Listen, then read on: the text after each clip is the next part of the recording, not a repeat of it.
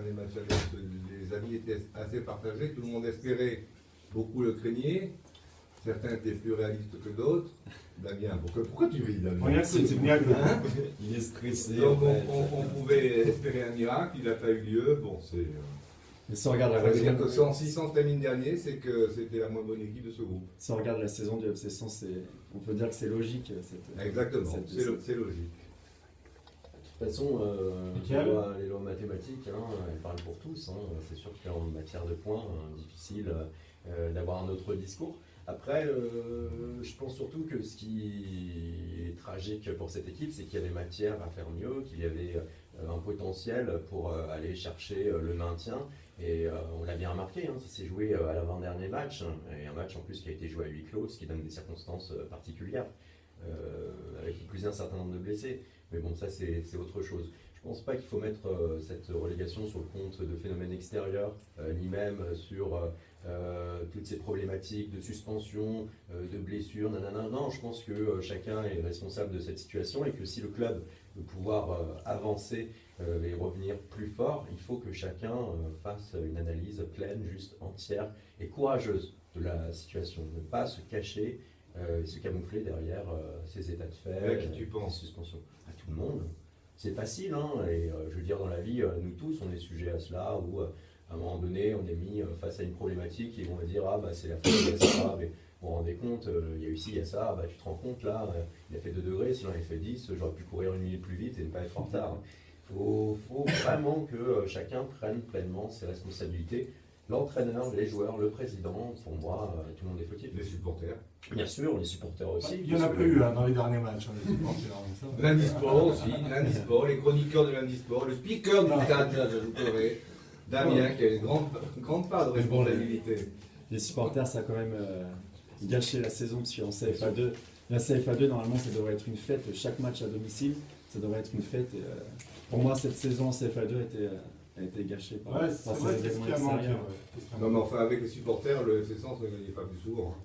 Et l'arbitre, une question. Au niveau de la régularité, donc je pense que l'équipe a manqué de cette régularité et de peut-être un peu plus de combativité sur certains matchs, parce qu'on avait quand même vu des équipes adverses qui n'étaient pas forcément supérieures, mais qui en voulaient plus. Et donc à ce niveau-là, voilà, donc, au niveau demande de la régularité.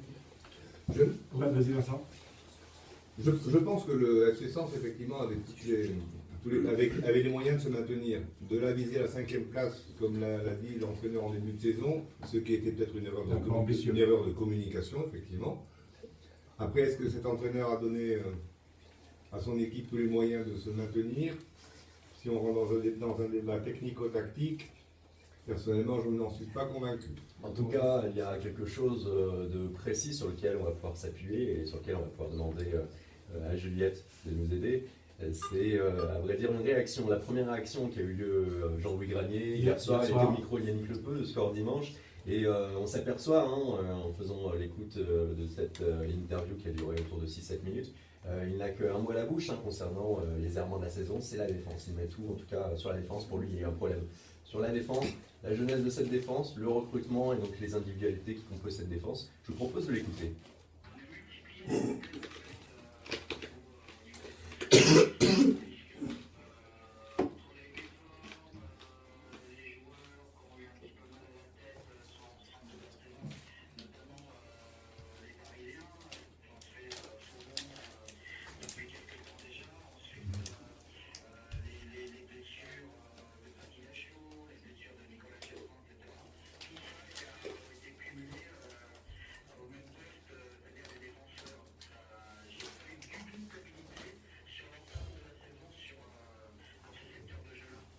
Ça, on l'a dit, un problème de stabilité. Alors, Vincent. Ce discours est logique, mais enfin, on peut se poser quelques questions. Il parle d'abord des joueurs parisiens qui ont déserté le club, c'est vrai, depuis 15 jours, 3 semaines, on ne les voit plus. Qui est allé les chercher? C'est M. Granier. Il parle ensuite d'une faiblesse de la défense. On ne va pas lui accuser. Les blessés, c'est pas lui, c'est pas de sa faute. Mais après, il dit que sa défense a donné toujours des signes de faiblesse. Si on fait un débat tactique, pourquoi jouer à 3 défenseurs? On assure, on joue en 4-4-2, la formule la plus basique et la plus rassurante à la fois pour les joueurs et pour l'équipe en général. Donc quand j'entends ce discours, je me dis, contrairement à ce que demande Ekel, tout le monde ne regarde pas ses responsabilités. C'est vrai. Bon, cela dit, d'accord, hein, là on est obligé de forcer de constater que ça n'a pas marché puisqu'ils descendent. Hein. Ben oui, ça a Mais marché, néanmoins- mais même jusqu'au dernier match contre Guignon, il a continué à jouer en 3-5-2. D'accord. Mais néanmoins, des quand même, risques. tout On regarde Laurent Blanc, monde- soit l'admirateur du Paris Saint-Germain, ce qu'il a fait en 3-5-2 à Manchester City. Ça lui a coûté l'élimination. C'est vrai. Excuse-moi, l'effectif tel qu'il était, parce qu'on a reconduit à peu près la même équipe que celle qui était en DH, parce qu'il aurait fallu aller chercher un peu plus de talent ailleurs que de. Mais il a pris des Parisiens qui sont partis. Il y avait un excellent petit milieu de terrain, Konaté, qui a passé 8 mois ici, qui n'a pas progressé, qui n'a rien appris. Bah, peut-être que le choix n'était pas celui-là, donc il aurait fallu éventuellement, je ne sais pas, aller chercher suivre Les joueurs au Racing. Éventuellement, il y en a eu. Bien hein. sûr qu'il y en a. Mais bon, le débat n'est pas là. Mais n'empêche qu'une saison se prépare pas avec des forcément des joueurs avec qui on a fait une saison en DH. Il aurait fallu aller chercher un peu plus. Pour la défense quand même, du FC, rappelons-nous quand même toutes les émissions que l'on a faites depuis le début de la saison, ça s'est joué à chaque fois pas grand-chose. C'était pas des grosses défaites, c'était des petits scores. On l'a dit numérairement, l'écart entre le 6e et 10e était quand même, ça s'est joué à très peu. Alors est-ce que c'est pas C'est une d'autant plus accumulation de regrettable. petite C'est d'autant plus malchance? regrettable, Amine. Il aurait fallu simplement avoir un discours un peu plus cohérent, une tactique un peu plus cohérente, peut-être. Ekel, imaginons que tu es Dominique Pakis, que fais-tu la saison prochaine? Honnêtement, Je démissionne. C'est une solution pour relancer un fan, hein. pourquoi pas, si les conditions sont pas réunies pour que je fasse mieux, je démissionnerai, ouais.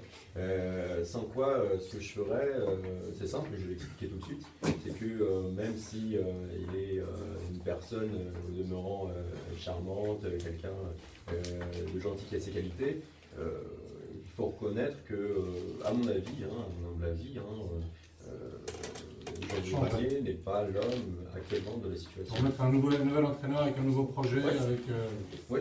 Monsieur, Disons que On va faire un tour c'est de table. difficile, c'est toujours difficile lorsqu'on a un groupe, qu'on incarne ce groupe et qu'on a échoué, de repartir et de dire à ce même groupe, bon les gars, je reste, mais cette fois on va gagner. Le travail Il y a est une notion, différent. il y a une notion de confiance déjà qu'il faut pouvoir retravailler. Et puis, d'un certain côté, je suis d'accord avec Vincent concernant les choix tactiques qui n'ont pas été forcément opportuns. Il aurait pu, à mon avis, donner plus avec cet effectif. Et ces derniers temps, ces dernières semaines, ce qui s'est longuement dit de la part de divers observateurs, c'est qu'il avait déjà la tête en DH et que de ce fait, il préparait déjà sa saison prochaine en DH, alors qu'en fait, il avait encore une fenêtre de tir pour se maintenir en CFA2. On le voit encore là. Un visionnaire. S'ils gagnaient contre Guignon, ils avaient 2 points de retard seulement sur la zone de relégation, enfin de maintien. Alors évidemment là ça fait des si, mais tout de même, la combativité, on en parlait, eh bien désolé, je ne pense pas qu'il incarnait cette combativité, c'est ce que lui-même se voyait en DH et se disait finalement c'est peut-être un mal pour un bien, et on va pouvoir reconstruire sur les bases plus saines. Ben, je ne pense pas que c'est avec ces méthodes qu'on puisse tirer le maximum d'un effectif et qu'on Donc, puisse aller Ekel, haut avec nouveau le projet, Oui. nouvel entraîneur. Vincent Macheneau, on a cru comprendre ta réponse tout à l'heure. Ben, bien sûr, il faut repartir sur des bases nouvelles. Je ne dis pas qu'il faut que Jean-Louis Vanille doit quitter le club, mais enfin, je pense qu'un stage au niveau de la formation, de la préformation, avoir un regard De neuf. changer quelque chose pour l'année prochaine. Oui, en tout cas, parce hein. que là, ça fait quand même maintenant 9 ans ou 10 ans qu'il a l'équipe première. Je suis désolé, l'équipe première n'est pas à lui. Jean-Louis Vanille n'est pas le FC Sens. Le FC Sens existait avant lui, existera après lui. Donc il faut effectivement tirer les leçons de cet échec. Mais sur un plan plus général, la seule façon d'avoir un grand club dans le Sénonais, c'est de réduire le nombre des clubs et de faire des alliances. Et l'arbitre, je vais reposer la même question, mais sans répondre à la dernière de Vincent s'il en est parti. Ne parlez pas du Racing, hein. Ne parlez pas du Racing. c'est clair. Non, mais voilà, donc il a fait le boulot, je pense, pour une DH. Maintenant, pour un niveau un peu plus haut, peut-être que tactiquement, il aurait fallu travailler un peu plus. Ouais, c'est ça, qu'un projet différent avec une ambition. Un projet différent. Maintenant, de là, à juger qu'il reste ou pas, c'est vraiment le président du FC Sens. Lesquels tu voulais rajouter quelque chose? Oui, parce que Jean-Louis Grenier, lui, en tout cas, il se projette déjà. Déjà en vers DH. l'avenir, il se projette en DH. On peut en parler, il sera l'an prochain l'entraîneur du FC Sens. Et il annonce d'ores et déjà donc, ses ambitions, c'est-à-dire la montée en CFA2. Et il dit surtout comment il compte y parvenir. C'est un document intéressant qui je vous propose d'écouter.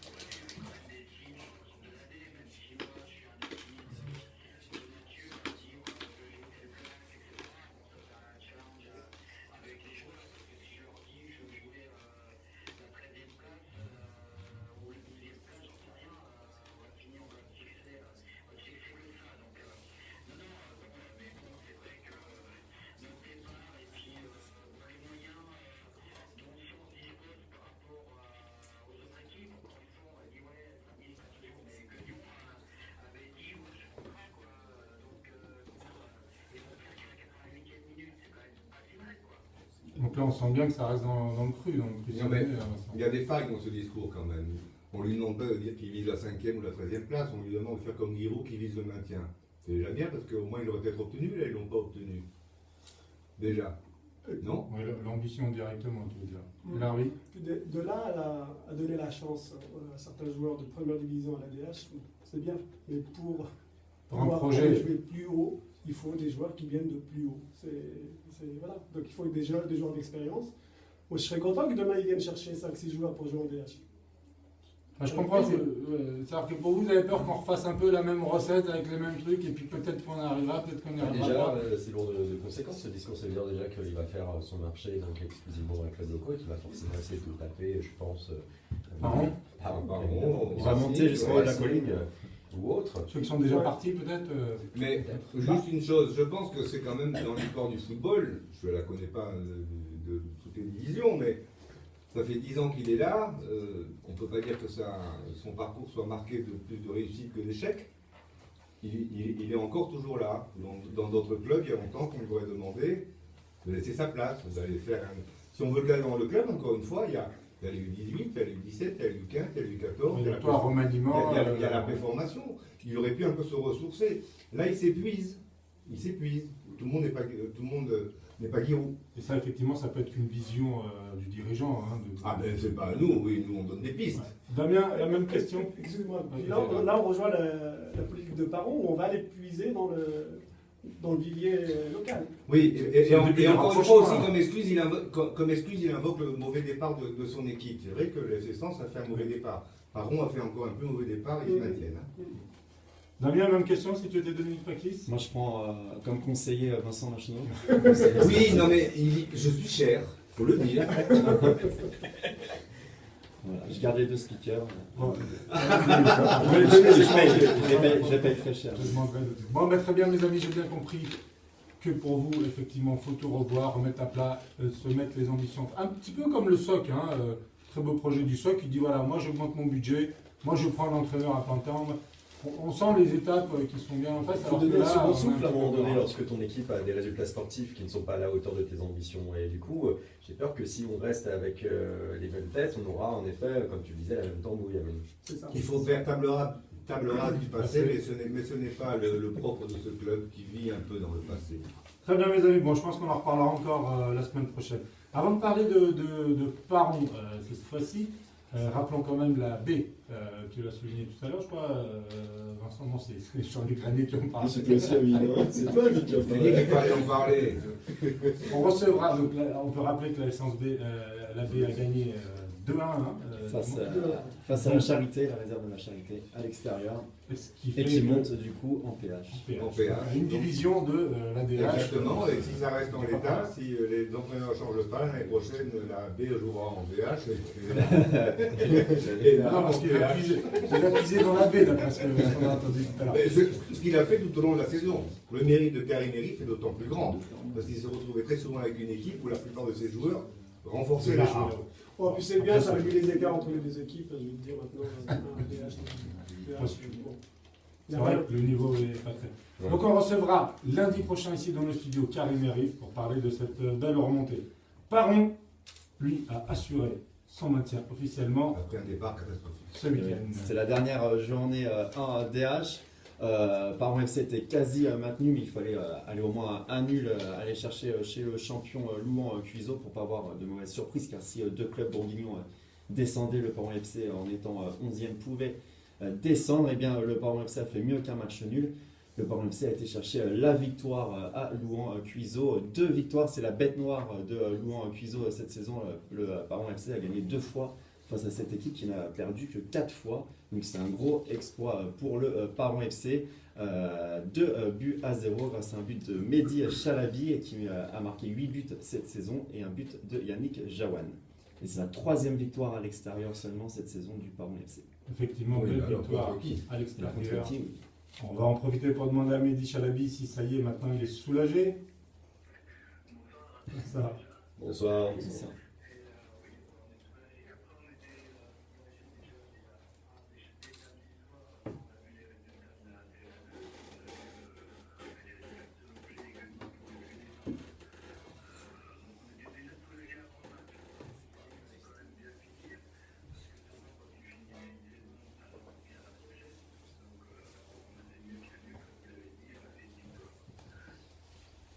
Ça vous donne pas des regrets? Vous avez battu 2 fois le leader, vous êtes meilleur que lui.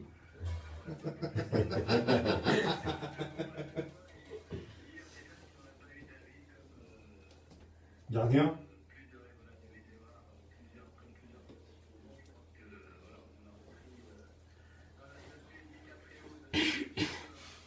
C'est vrai. Les portiers, on sent important dans la région Mais il y a sénégalaise. il y a deux très grands gardiens. Quand on regarde, David Evra. Quand on regarde votre saison, vous avez mieux réussi vos matchs face aux gros. Est-ce que vous êtes un club pour jouer les gros et non pas les petits?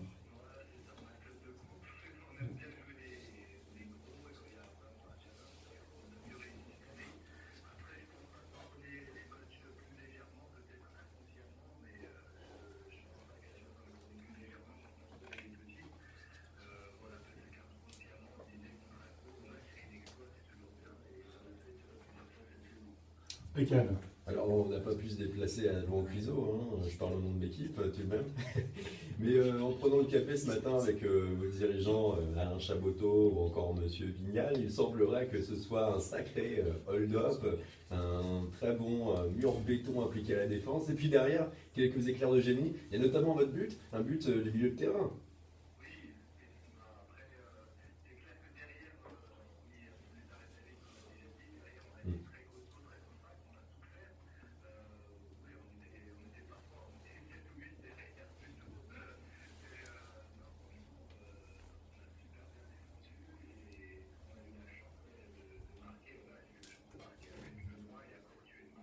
Les Tu as- yeux tu as fermés fait ou- exprès- Tu as fait exprès? Ouais, les yeux fermés ou pas? Je veux dire oui, bien sûr.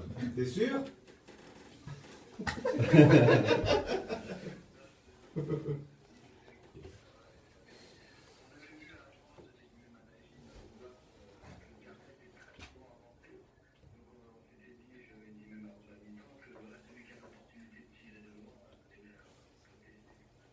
Damien. Le FC Sens, Jean-Luc Granier a déclaré qu'il allait piocher dans les joueurs locaux. Mehdi Chalabi, si le FC Sens vous propose de revenir, C'est peut-être déjà fait. ouais, c'est peut-être déjà fait. C'est déjà La proposé. saison prochaine, vous êtes au Paron FC ou? Et alors, la réponse?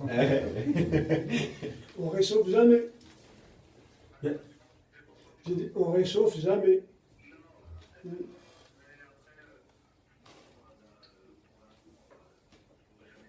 Ah,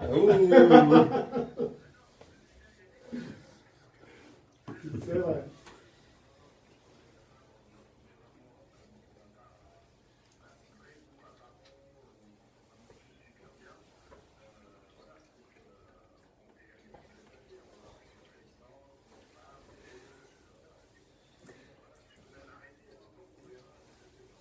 Oui, surtout que dans un an, vous pouvez très bien retrouver cette DH, cette CFA2 assez rapidement. Justement, concernant le coach, vous savez s'il reste ou pas, Claude Barry?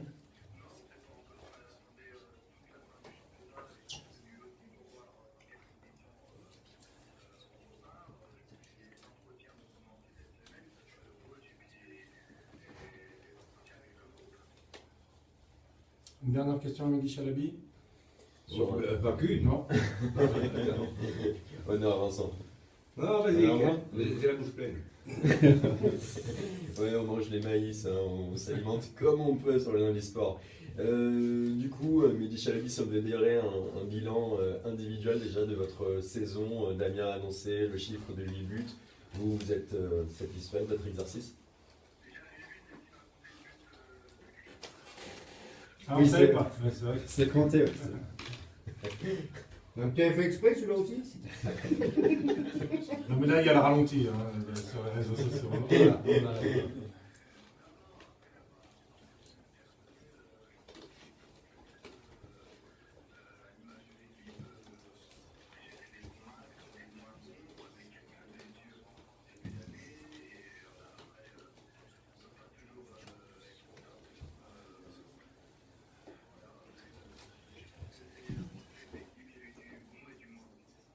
Mehdi, tu n'as pas donné ton sentiment sur la relégation du FC Sens.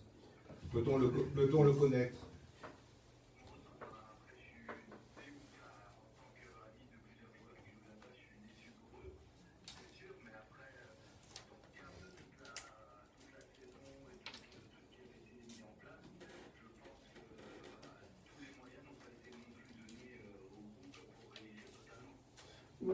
Mehdi, c'est l'arbitre qui ça laisse place à des super classicos qui vont arriver. Ouais.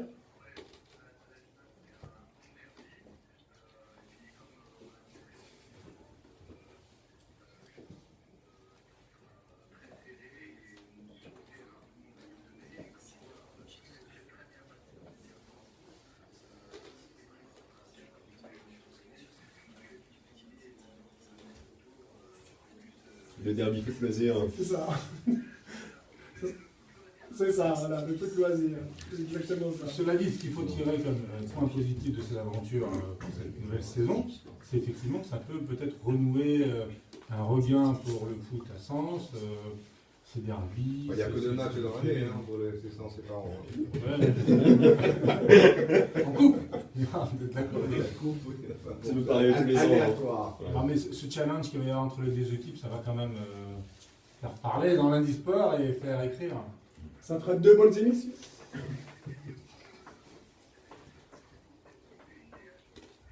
Ah, mais j'essaie de trouver les points positifs. Et dans quel ordre une CFA2 et une LH?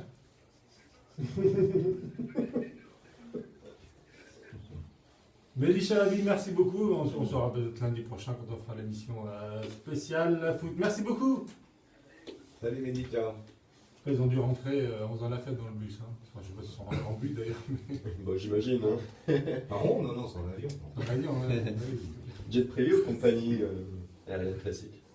Bon, belle aventure. C'est pas grave. Belle aventure, parce que Ouais, l'équipe de non, parents, vous avez- Hein? Ah, belle aventure, parce que l'équipe de parents. T'as eu Ah, un doute, magnifique, oui, parce que un doute, eux, c'était pas cette évident saison. qu'ils se maintiennent, parce que quand on monte d'une division, il y avait quand même un groupe de qualité, il y avait de belles équipes, et ils ont connu un départ très délicat, et ils se sont bien rattrapés. Ils ont reconnu un nouveau trou, Ils ont et fait puis une ils ont bonne bien série. fini. Ils ont Ils fait ont la fait, série ils ont qu'il fait fallait. 2 très belles séries. Ouais. Un entraîneur qui a douté à un moment donné, hein, souvenez-vous. Hein. Dès le départ de la saison, je vous disais qu'il n'y avait pas un groupe qui était à la hauteur, et ça c'est quand même pas mal d'avoir eu ce groupe qui a su se remettre en question, cet entraîneur aussi. Chacun a finalement mis de l'eau dans son vin pour faire en sorte que collectivement il y ait cette solution et cette réponse. C'est une leçon de sport, Et- une leçon de... Et quand on connaît les conditions d'entraînement de Paron, à côté, c'est l'UFC Sens, c'est le camp des loges. Quand tu fais un diagnostic aussi, ça marche bien. Ouais, ça a bien marché, ça leur a bien souri. Donc, non, bravo à Paron.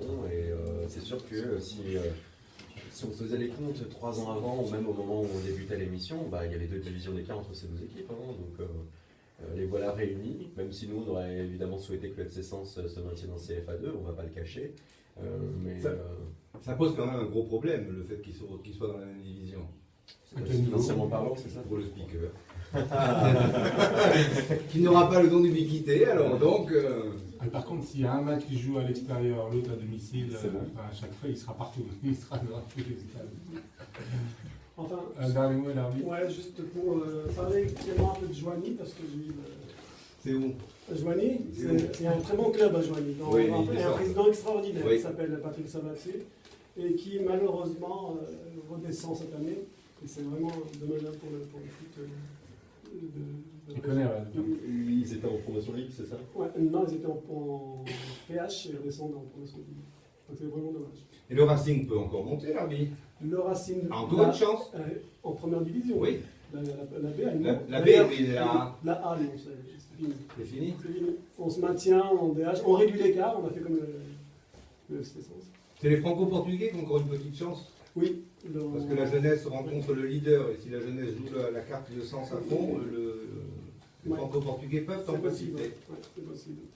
L'année prochaine. La 9, bon, ils sont une bonne lancée là depuis quelques temps. Oui, mais ils viennent ici pour jouer la jeunesse. Normalement, oui. Oui, Mais oui, la c'est jeunesse normal. a fait 3 matchs d'affilée, enfin 3 défaites d'affilée. Donc là, c'est un peu compliqué en ce moment. Mais non, mais là, s'ils veulent jouer la carte sénonaise et se donner à fond, c'est jamais. Faire un petit cadeau à leurs amis Portugais. franco-portugais. Lundi prochain, on fait une spéciale foot justement sur toutes les équipes Voilà. qui sont sur toutes les équipes notamment franco-portugais et le Racing de Nice. Merci monsieur, on tourne la page foot pour parler cette fois-ci des championnes au volley qui sont ici dans le studio. Elles sont contre les Mouleurs de Wolves. On Les n'a pas pauvres. à cette chaise. Il s'agit donc de l'équipe de volley UNSS qui a disputé contre Auxerre la semaine dernière cette finale. Avant tout, vous allez juste nous expliquer. Contre Cannes, à Auxerre, pardon. Auxerre contre Cannes. Vous allez peut-être juste nous expliquer, Dominique Bouvet, vous êtes le coach de cette équipe. Alors rappelez-nous déjà l'UNSS, quelle est la particularité? Oui, alors de ces l'UNSS? filles donc, qui sont inscrites en UNSS pour faire la compétition passent par les championnats départementaux, les championnats académiques, interacadémiques, c'est-à-dire qu'il y a une réunion de 2 académies, c'était donc la Franche-Comté et la Bourgogne, se qualifient pour les championnats de France et se trouvent confrontés à 16 autres équipes, 15 autres équipes plus exactement. Et donc cette compétition mène au titre de champion de France UNSS. Pouvez-vous juste rappeler la signification de cet acronyme UNSS? Alors, Ils ne savent pas. Union nationale du sport scolaire, c'est-à-dire que ça se passe le mercredi après-midi de façon privilégiée dans tous les collèges et lycées de France. Vincent, t'as jamais fait de sport à l'école? Je ne demandais pas pour moi, pour les auditeurs, tout le monde ne le sait pas. Je sais pas, hein. Il utilise les auditeurs, hein, mais il ne le sait pas. J'étais international UNSS. Oh. Oui, c'était déjà. Il voulait éviter d'arriver là, mais ça y est. Là, vous êtes quoi? Vous êtes plus quoi dire? Donc, Ma foi, tant que je n'aurais pas une preuve physique, je ne dirais rien. donc, elles sont lycéennes, elles sont en première S, j'ai demandé tout à l'heure, et donc elles s'entraînent tous les mercredis après-midi, et c'est un championnat comme un autre. Elles s'entraînent principalement dans leur club, le SOC, très connu. dans Toutes ce sens, sont au SOC? évidemment. Pas toutes, Non, non. pas tout à Pas toutes. Et sur les 5, il y en a 2 qui ne sont pas au SOC actuellement. Ceci dit, Sopi l'a été et ne l'est plus actuellement. Bon, donc, bref, une réunion de joueuses d'un grand talent, je dois dire, très bien formées techniquement, justement par le SOC. Elles se sont réunies pour jouer ce championnat UNSS avec brio, évidemment, le résultat le prouve. Quoi dire, une aventure incroyable au niveau sportif, puisqu'elles ont été capables de battre des équipes très très fortes comme Rennes, comme Strasbourg, et pour finir Cannes, c'est pas rien, hein, tout le monde connaît cette volley. Et forcément, ce championnat de scolaire, on retrouve en fait les meilleurs joueurs des fédérations sportives. Hein. Bon, là c'est pour le volley, mais pour d'autres activités, c'est la même. Quelle est la part de l'entraîneur dans la réussite La part du coach, alors en fait, je crois que leur force, elle a été l'intelligence de jeu, j'ai déjà eu l'occasion de le dire, et leur volonté farouche de toujours mettre leur niveau au maximum de ce qu'elles étaient capables de faire. Je leur ai beaucoup dit, et c'est ce qu'elles ont fait à merveille, c'est-à-dire toutes les balles qu'elles recevaient, finalement, elles étaient capables de les Donc la réponse est 0, l'entraîneur sans le Non, jeu. votre travail était psychologique avant d'être physique ou technique. Je pense qu'il est Mental. fondamental. C'est vrai, les filles. On va en profiter pour C'est vrai, poser la les filles. question aux filles. Alors, qui veut prendre le micro et... Sachant qu'il faut se rapprocher. Proche du Je micro. pense que le capitaine. Il faut gagner une distance. Alors, juste présentez-vous. Donc, je suis Zoé Mercier. Moi, j'ai participé dans l'aventure du championnat de France. Alors, quand vous avez commencé cette aventure, vous pensiez vraiment y arriver jusqu'à cette finale et la gagner? Non, à vrai dire, on s'était fixé dans le minibus plutôt éviter les dernières places. Et en fait, au fur et à mesure de l'aventure, on s'est rendu compte que c'était possible. Et puis, lorsqu'on s'est qualifié pour les demi-finales, après pour nous, c'était que du bonus. Donc, on jouait de façon plutôt détendue, contrairement aux autres équipes qui, elles, étaient attendues, dont Cannes qui étaient les favorites. Ce qui nous a peut-être aidé lors de la finale, puisque nous, oui, c'était que du plaisir, contrairement à elles. Et on avait le public aussi avec nous qui nous a peut-être aidé. Vous êtes moins pris le chou en fait. Oui, c'est ça. On va dire on arrive de façon plus détendue, donc c'était peut-être plus simple. Le public vous a aidé, oui, c'était un avantage de jouer au cercle près d'ici? Il y a nos parents qui sont venus, mais Déjà surtout les autres équipes sont, comme nous, on n'était pas les favorites. Du coup, ils nous ont supportés pendant tout le long, et je pense que ça a beaucoup aidé. Ouais, ça y a beaucoup fait. Qu'est-ce que ça fait d'être championne de France?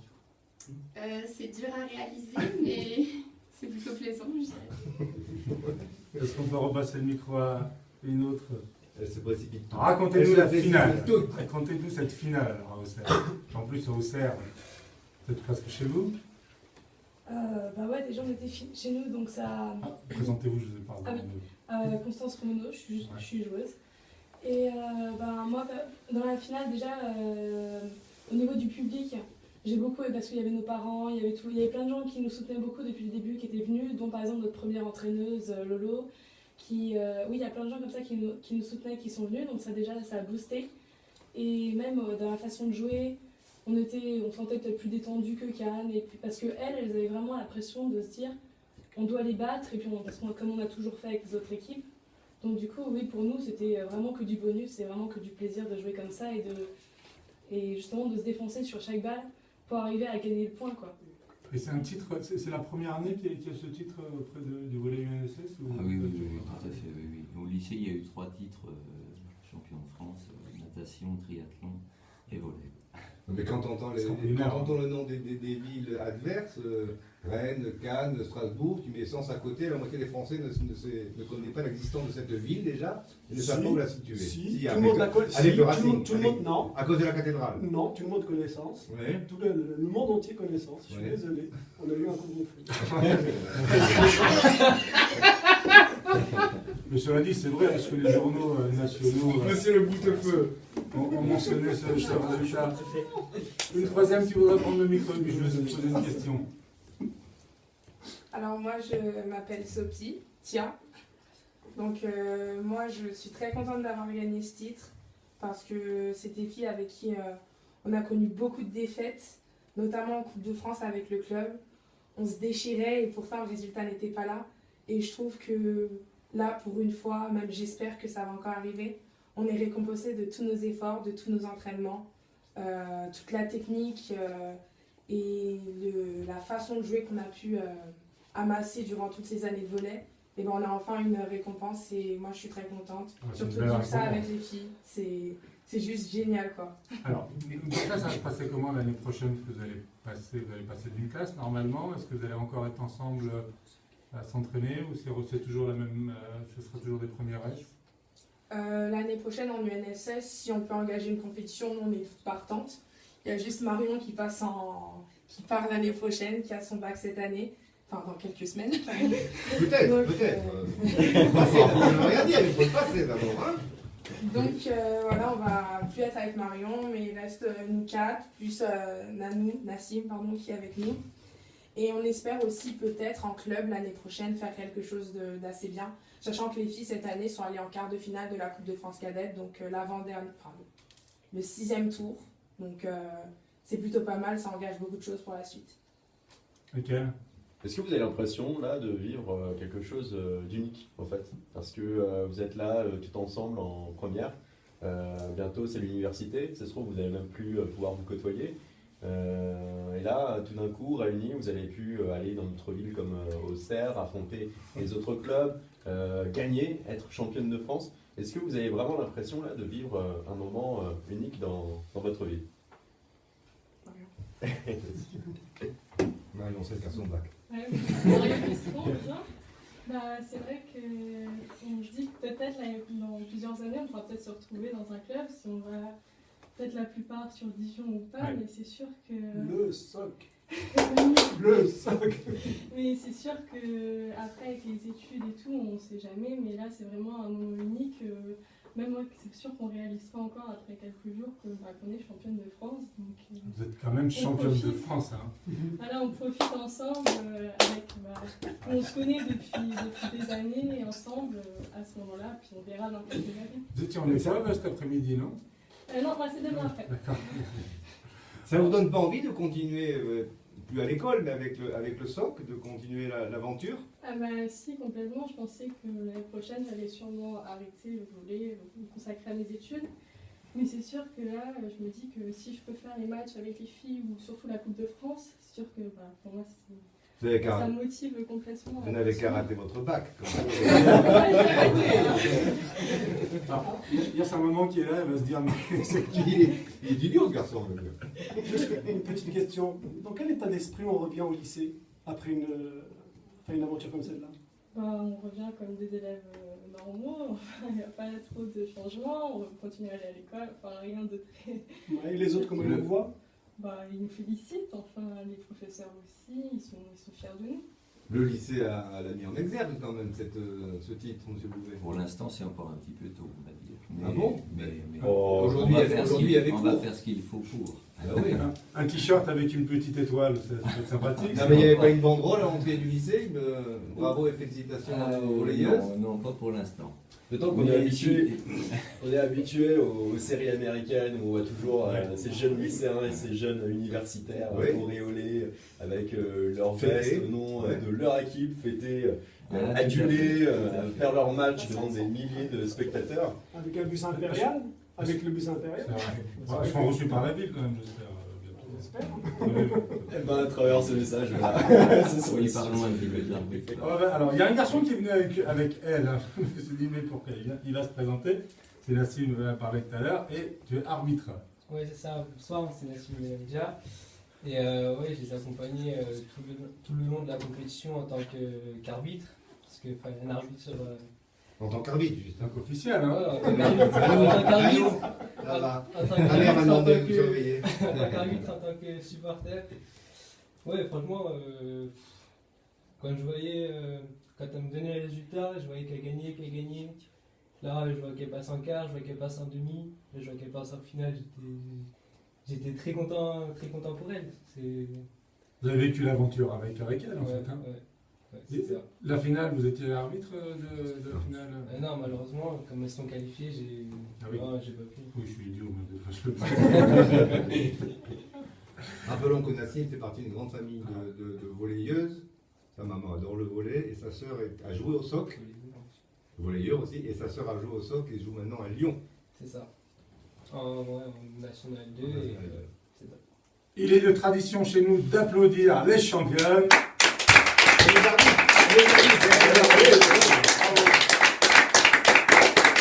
Merci vraiment d'être venu et franchement, championne, bravo. Hein, c'est quelque chose, hein. Moi ça m'impressionne toujours.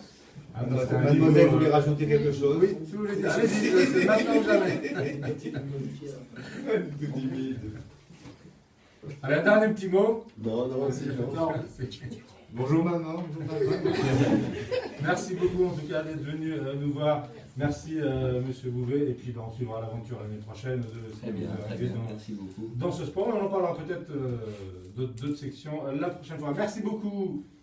Une question, ce sont de bonnes élèves aussi, c'est important. Oui, non, mais au-delà du résultat scolaire, ce qui les caractérise, c'est vraiment leur qualité d'écoute de l'autre, d'optimiser ce qu'elles font, de sérénité. Bon, moi j'étais là pour ça finalement, pour essayer de leur faire optimiser leurs possibilités, leur qualité physique et tactique. Ça a joué, enfin c'était une merveille, quoi. Vraiment, moi je suis comblé, hein, franchement. D'où l'importance du sport dans l'éducation. Il ne faut pas oui, arrêter de le répéter. Je ne vais pas vous le dire le contraire. Merci beaucoup. Allez, on passe au hand avec Bertrand. Attends, on applaudisse. Oui,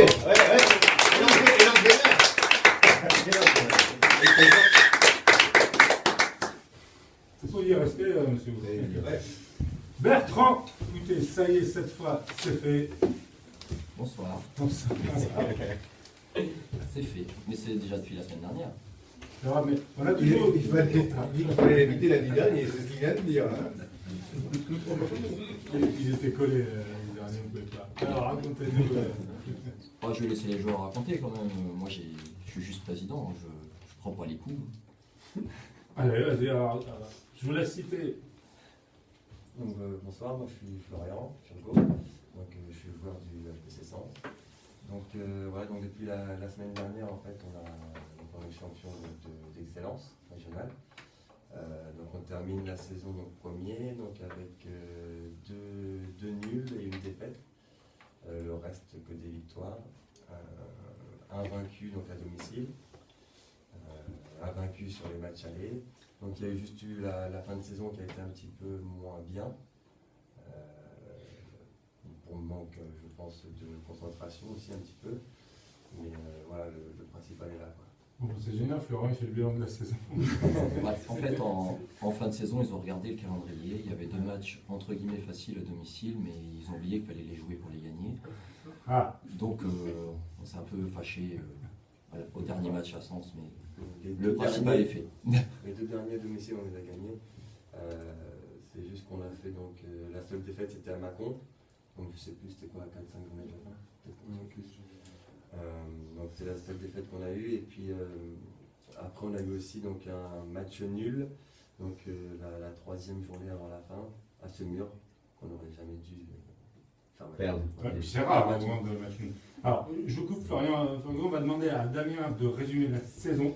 Puis vous allez dire il vient de le si faire. cette vision, oui, parce qu'il n'est pas. À souligner dans, Je vais répéter encore. à souligner déjà la première victoire, elle est importante puisque la première victoire c'est à Chenaux, victoire 29-28 et Chenaux finit 3e du championnat, donc c'est une victoire importante. Ensuite, le HBC Sens enchaîne 17 matchs sans défaite, 15 victoires consécutives. C'est là où on les a surnommés les Invincibles.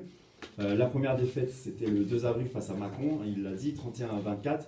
Mais le HBC a su rebondir juste derrière. Le match d'après, c'était contre Longueville, à domicile. Là, le président Bertrand Poutet, il tente le coup de poker en jouant au Cosmos sans col. Il a décidé de faire jouer le Dauphin sans col. Et c'est la victoire, 29-27. Dans une ambiance extraordinaire. Dans une ambiance incroyable. Et puis voilà, il y a la semaine dernière l'obtention de ce titre de champion et la montée en pré-national. C'est vrai que Bertrand Poutet, moi à chaque fois qu'on regardait le score, vous étiez premier, deuxième, invaincu, on se dit bon, ils vont être champions. Pourtant, il a fallu vraiment attendre l'avant-dernière journée pour être sûr d'être sacré champion et de pouvoir monter en pré-national. Au début de saison, moi déjà, on en jouait le maintien, hein, je l'ai toujours dit, même jusqu'à la moitié des matchs, je l'ai toujours dit ici. Voilà. C'est les Figaro. Oui, il revient dans ce score. Effectivement, premier match auquel on ne s'attend pas, c'est le match à Chenaux, qui est quand même le champion de l'année dernière. Et donc effectivement, je me suis dit, il y a peut-être quelque chose à jouer, mais ça se joue à un match au final, donc il a fallu être sérieux toute la saison.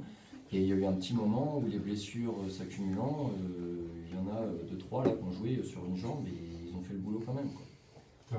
Ludovic Gagnant, on va peut-être te passer le micro. Pour vous, le tournant de la saison? Le meilleur buteur, je crois, du club, c'est ça? C'est parce qu'il ne fait pas de passe. Bonsoir, oui. Boum. Pour moi, peut-être meilleur buteur, enfin peu importe, c'est grâce à tout le monde. Mais pour moi, le tournant de la saison, c'est vraiment déjà premier match, vraiment le match à Chenaux, où c'est un match très difficile, on s'en sort d'un but. Et on se dit qu'ils étaient invaincus chez eux depuis 2 voire 3 saisons. On arrive à les battre dès le premier match et qu'on était vraiment à la tête à abattre. Tout le monde nous attendait de pied ferme, on a réussi à s'en sortir. Et après, petit à petit, on construit nos victoires. Après, on travaille quand même, on travaille dur pour réussir à garder cette place de leader. Et surtout la victoire à Longueville. À Longueville où vraiment ils ne s'attendaient pas à ça. On est arrivé là-bas déterminés. Et ce qui nous permet de prendre la tête du classement et rester devant jusqu'à la fin de la saison. Michael Viard, vous êtes d'accord? C'est-à-dire que c'est le premier match qui vous a mis en ligne de mire pendant tout ce championnat? Le premier match, on ne savait pas à quel niveau on pouvait se situer par rapport aux autres équipes. On a fait un gros match et on a vu qu'on avait peut-être les possibilités de faire quelque chose dans le championnat. Après, moi je dirais que, comme dit Ludovic, le premier match à Longueville, où ils sont premiers, on leur met quand même 11 buts d'écart chez eux. Donc là, ce jour-là, on a fait un match quasi parfait. Et je pense que le match retour à Longwy, où le Cosmos était à moitié rempli, c'était une belle ambiance. Quel est votre poste Moi, j'ai eu une formation d'ailier toute ma carrière et je joue arrière que depuis l'année dernière. Et selon vous, le niveau du HBC, vous avez le niveau pour jouer en pré-national? Largement, je dirais milieu de tableau pré-national. Avec l'équipe qu'on a là, milieu de tableau pré-national. Qu'en pense le président? Mais il connaît rien. Ça se libère. Je pense que la pré-nationale, c'est vraiment le premier niveau où la régularité dans les entraînements et dans les enchaînements, dans le fait de connaître son partenaire, c'est vraiment l'année où on verra s'ils sont capables d'être sérieux. On va passer de 2 à 3 entraînements. S'ils sont capables d'être sérieux, qu'on récupère 1 ou 2 jeunes et 1 ou 2 éléments d'extérieur, la capacité aussi à intégrer les nouveaux. Effectivement, j'espère qu'on arrivera à faire encore Giroud l'année prochaine. Maintenant, ça veut dire que vous gardez tout le monde?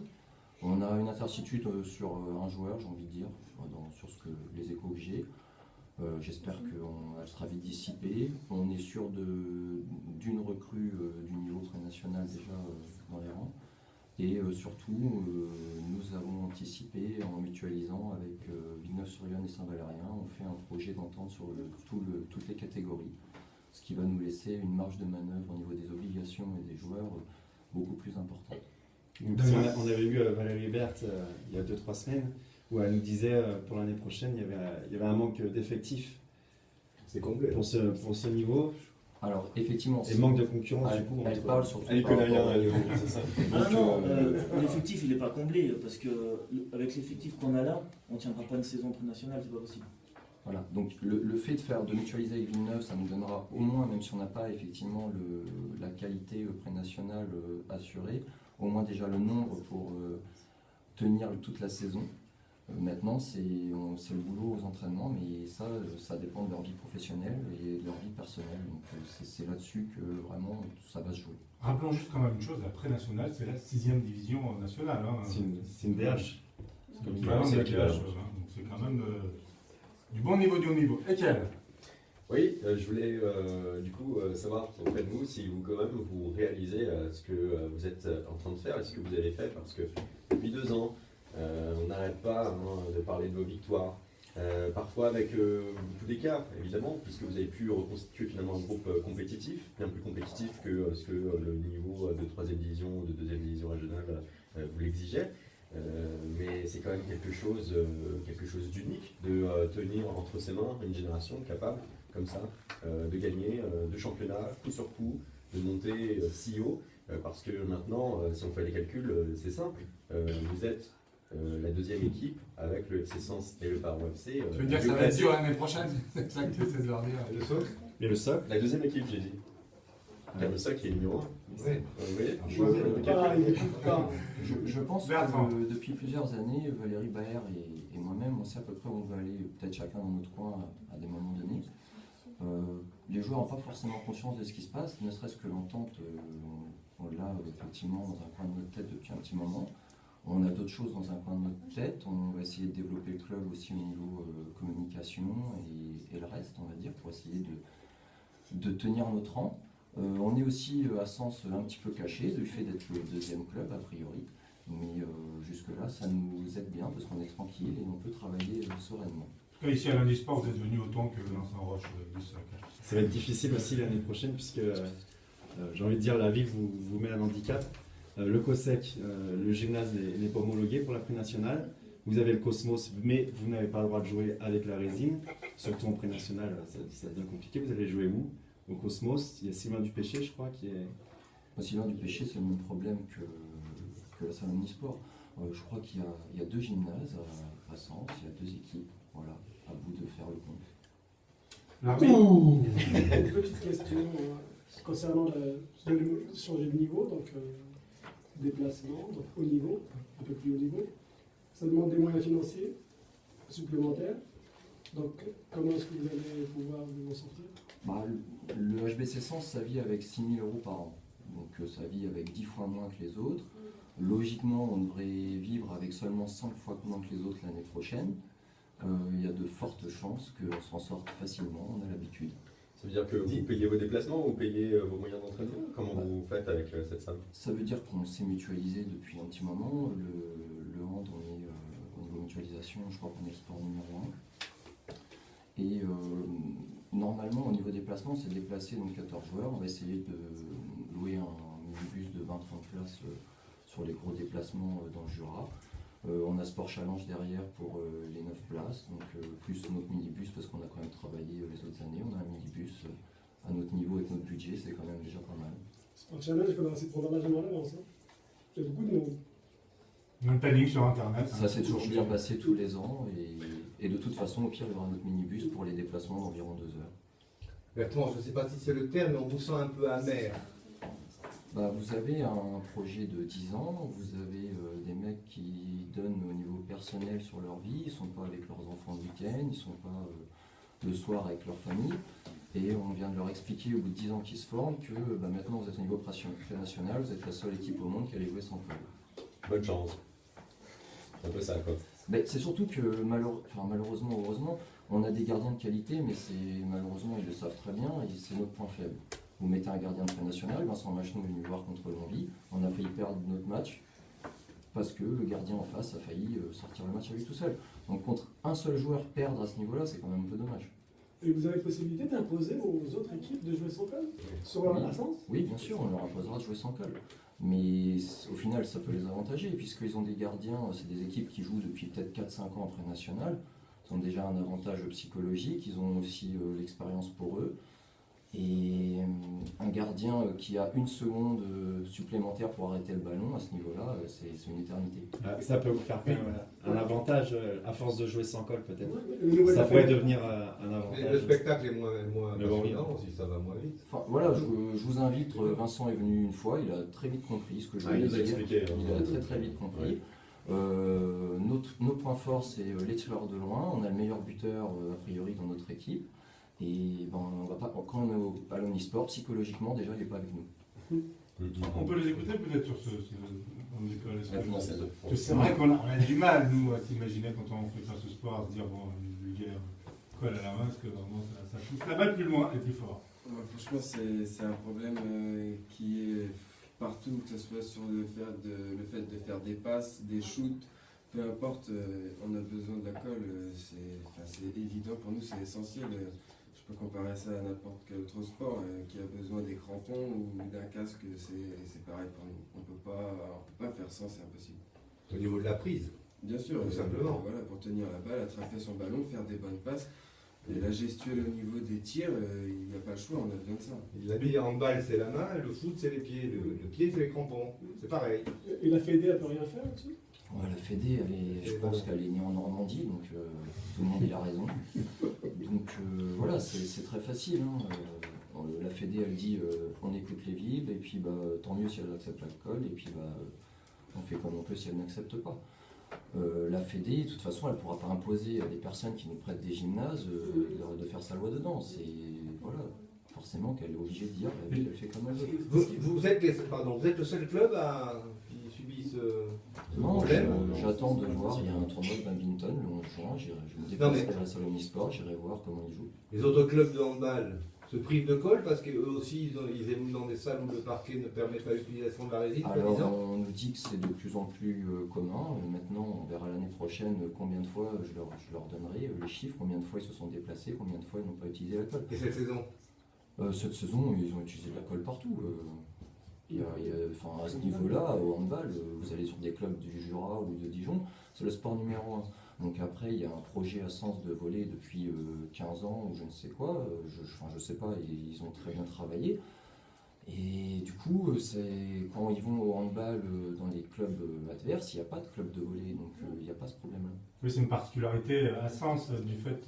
Oui, il y a une particularité. Le problème, il n'y aurait pas de problème si sur les deux gymnases, pour les deux équipes, il y avait une possibilité. Donc, oui, mais on parle par exemple, parce que là, si on écoute bien, c'est comme si ce serait un problème lié au volley. Il ne faut pas oublier que la salle Sylvain Péché, ce n'est pas le volleyball, mais le basket qui y est, ainsi que les collégiens du centre-ville de Sens notamment.